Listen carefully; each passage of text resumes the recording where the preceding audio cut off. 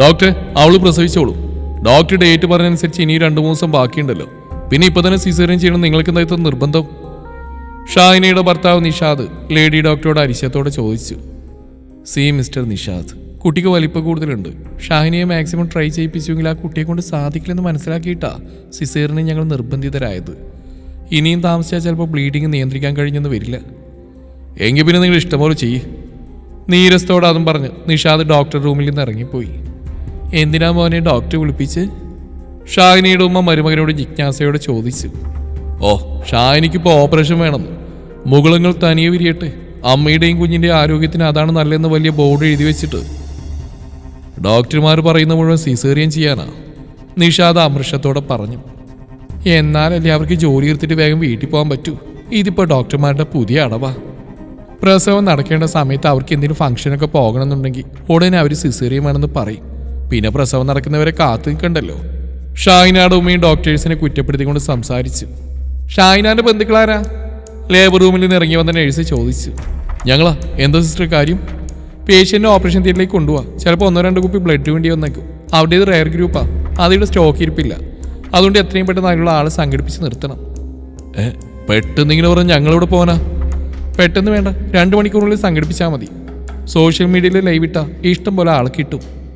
ലാഘവത്തോടെ അതും പറഞ്ഞിട്ട് നേഴ്സ് അകത്തേക്ക് തിരിഞ്ഞു പോയപ്പോൾ നിഷാദ് ഹോസ്പിറ്റലിന് വെളിയിലേക്ക് ഇറങ്ങി. കൂട്ടുകാരെ ഓരോരുത്തരായി വിളിക്കാൻ തുടങ്ങി. ഒരുപാട് പേരുമായി നിഷാദ് കോണ്ടാക്ട് ചെയ്തെങ്കിലും എല്ലാവരുടെയും മറുപടി ഒരുപോലെയായിരുന്നു. വേറെ ഏത് ഗ്രൂപ്പാണെങ്കിലും എത്ര കുപ്പി വേണമെങ്കിലും തരാൻ ആളുണ്ട്. പക്ഷേ ഇത് വളരെ റെയറായിട്ടുള്ള ഗ്രൂപ്പല്ലേ നിഷാദേ. എങ്കിലും ഞങ്ങളൊന്ന് അന്വേഷിക്കട്ടെ. മണിക്കൂർ 2 കഴിഞ്ഞിട്ടും സെയിം ബ്ലഡ് ഗ്രൂപ്പുള്ള ഒരാളെപ്പോലും കണ്ടെത്താൻ നിഷാദിന് കഴിഞ്ഞില്ല. സങ്കടവും നിരാശയും കൊണ്ട് തളർന്നുപോയാൽ ഹോസ്പിറ്റലിലേക്ക് തിരിച്ചു കയറുമ്പോൾ അത്യാവശ്യത്തിന് മുമ്പിൽ ചെറിയ ആൾക്കൂട്ടം കണ്ട് ഭയന്നുപോയി. ഉത്കണ്ഠയോടെ അവിടേക്ക് ചെന്ന നിഷാദ് അവിടെ നിന്ന് നേഴ്സിനോടും മറ്റുള്ളവരോടും കുറച്ച് ചെറുപ്പക്കാർ തട്ടിക്കയറുന്നാണ് കണ്ടത്. എന്താ കാര്യം? ആകാംക്ഷയോടെ അതിലൊരാളോട് നിഷാദ് കാര്യം തിരക്കി. എന്റെ കൂട്ടുകാരന് പനി കൂടിയിട്ട് കൊണ്ടുവന്ന അപ്പതേ അത്യാവശ്യത്തിൽ ഡ്യൂട്ടിക്കുണ്ടായിരുന്ന ഡോക്ടറെ കാണില്ല. ചോദിച്ചാൽ പറയാ എന്തോ അത്യാവശ്യത്തിന് പോയിരിക്കുവാണെന്ന്. എന്ത് അത്യാവശ്യം? ഒരു ഹോസ്പിറ്റലിൽ ഏറ്റവും അത്യാവശ്യമുള്ള സ്ഥലമാണ് അത്യാഹിതം എന്ന് പറയുന്നത്. അവിടെ ഡ്യൂട്ടി ഡോക്ടർ എന്ന് പറഞ്ഞാൽ എന്ത് തോന്നിയാസവന്മാരെ കാണിക്കുന്നത്? ഇതിനൊന്നും ചോദിക്കാനും പറയാനും ആരുമില്ലേ? എന്റെ ഭാര്യ ഓപ്പറേഷന് കയറ്റിയിട്ട് പറയാ ബ്ലഡ് ബാങ്കിൽ ബ്ലഡ് ഇല്ലെന്ന്. രക്തം കിട്ടാതെ എന്റെ ഭാര്യയോട് മരണക്കിടക്കയില്ല. ഇതിനെതിരെ നമ്മൾ പ്രതികരിച്ചില്ലെങ്കിൽ നാളെ മറ്റുള്ളവർക്ക് ഇതേ അനുഭവം ഉണ്ടാവും. അത് പറയുമ്പോൾ നിഷാദിന്റെ ഉള്ളിലെ ആശങ്കകൾ ആരോടോ ഉള്ള അടങ്ങാത്ത പകയായി മാറുകയായിരുന്നു. ആഹാ, അങ്ങനെയാണോ? എങ്കിൽ കാര്യങ്ങളൊക്കെ പുറലോകം അറിയട്ടെ. എല്ലാവരും FB ഓപ്പൺ ചെയ്ത് ലൈവ് വീഡിയോ ഓൺ ചെയ്യണം. വേണ്ടപ്പെട്ടവർ അറിഞ്ഞിട്ട് സാറന്മാരെ സസ്പെൻഡ് ചെയ്ത് കുറച്ചു ദിവസം വീട്ടിലിരുത്തട്ടെ. കൂട്ടത്തിൽ ആരോ വിളിച്ചു പറഞ്ഞപ്പോൾ എല്ലാവരും മൊബൈൽ റെഡിയാക്കി വേട്ട നായ്ക്കളെ പോലെ ചീറിയെടുത്തു. എന്താ ഇവിടെ ഒരു ബഹളം? ആ സമയത്ത് ഷാനിയെ ട്രീറ്റ് ചെയ്യുന്ന ലേഡി ഡോക്ടർ അങ്ങോട്ടേക്ക് വന്നു. ദേ വന്നല്ലോ.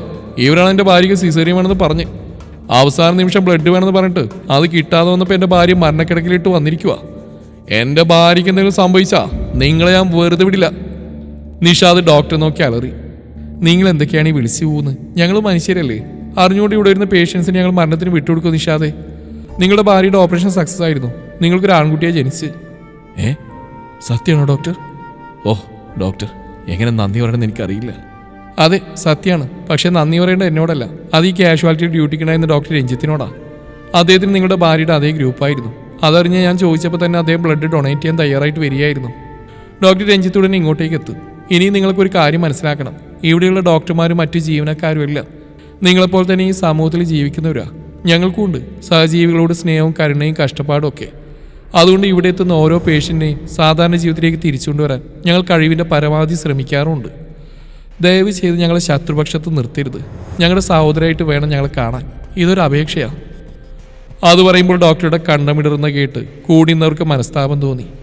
പശ്ചാത്തലവിവശരായ ആൾക്കൂട്ടം ഡോക്ടറോടും ഹോസ്പിറ്റൽ ജീവനക്കാരോടും മാപ്പ് ചോദിച്ചു. തൻ്റെ ഭാര്യയ്ക്ക് സമയോചിതമായി രക്തദാനം ചെയ്ത ഡോക്ടർ രഞ്ജിത്തിനൊപ്പം നിന്നുകൊണ്ട് നിഷാദ് അദ്ദേഹത്തെ പൊഴുത്തി ലൈവ് വീഡിയോയും ചെയ്തു.